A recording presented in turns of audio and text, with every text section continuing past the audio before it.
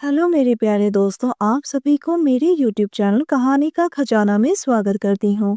I hope आप सभी लोग खुश होंगे, स्वस्थ होंगे। चलिए दोस्तों, आज आप सबको मैं एक नई कहानी सुनाती हूँ। दोस्तों, मेरा नाम ईशान है और मैं जामनगर का रहने वाला हूँ। ये कहानी मेरी और मेरी मौसी की लड़की अलका की है। हम जामनगर में रहते हैं। वहीं पर मेरी मौसी का घर है, जो असल में मेरी माँ की खास सहेली है। मैं उन्हें मौसी कहकर ही बुलाता हूँ। मौसी जी के परिवार में मौसा जी नहीं है। उनका देहांत हो गया है। उनकी दो बेटियां हैं, एक श्रुति और दूसरी अलका। ये कहानी अलका की है, जो मुझसे 1 साल छोटी है। मैं उसे बचपन से ही बहुत पसंद करता था। वो मुझे बहुत ही अच्छी लगती थी। उसकी बातों में एक अलग ही जादू था। मैं हर रोज बहाने से मौसी के घर चला जाता था और वहां पर जाकर अलका से बातें करता था। उसकी हर काम में मदद करता था और भगवान से यही मांगता था कि काश एक दिन मुझे मौका मिल जाए और मैं उसे अपने दिल की बात कह सकूं। अब मेरी पसंद प्यार में बदलने लगी और ऊपर से मैं 22 साल का हैंडसम जवान लड़का था। मेरी जवानी में भी आग लगने लगी थी और अलका भी अपनी जवानी का जलवा बिखेर रही थी। उसकी संगमरमर जैसा गोरा बदन और उसकी बदन से आती खुशबू मुझे पागल कर देती थी। जब वो पास होती है तो मेरा दिल उथल-पुथल करने लगता है और मेरा प्यार कब जुनून बन गया, मुझे पता ही नहीं चला। अब तो बस मैं उसके साथ ही रहना चाहता था और भगवान से दुआ करता था कि बस एक बार मेरी मन की सुन ले। ऐसे करते-करते कई दिन बीत गए और एक दिन भगवान ने मेरी सुन ही ली। मौसी और उनकी बेटी श्रुति को किसी काम से अपनी दादी के घर 7 दिन के लिए जाना था और वो अलका को भी साथ लेकर जाना चाहते थे।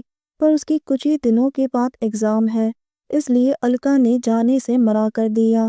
अब मौसी अलका को घर में अकेले तो नहीं छोड़ सकती थी, तो उन्होंने मम्मी को कहा कि ईशान को 7 दिन के लिए हमारे घर अलका के पास रहने के लिए भेज दो।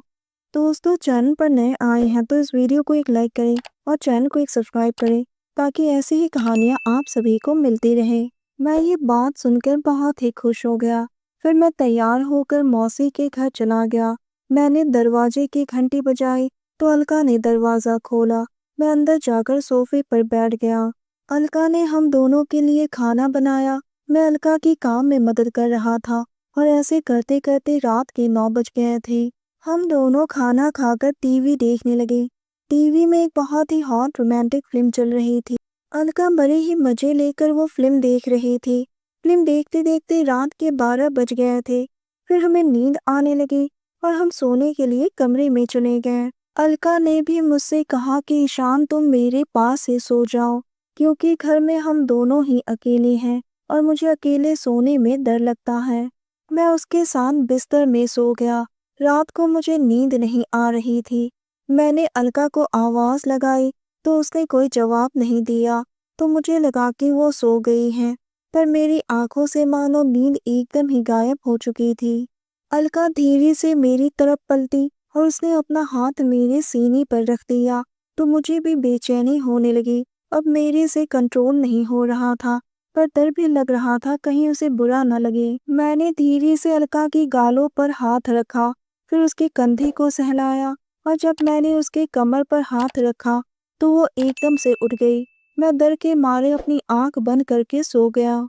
तब रात के 2 बजे थे और वो वहां से उठकर कमरे में रखे सोफे पर जाकर सो गई। सुबह जब मैं सोकर उठा तो अलका वहां पर नहीं थी। मैं सोचने लगा कि वो मेरी रात वाली हरकत से नाराज तो नहीं है।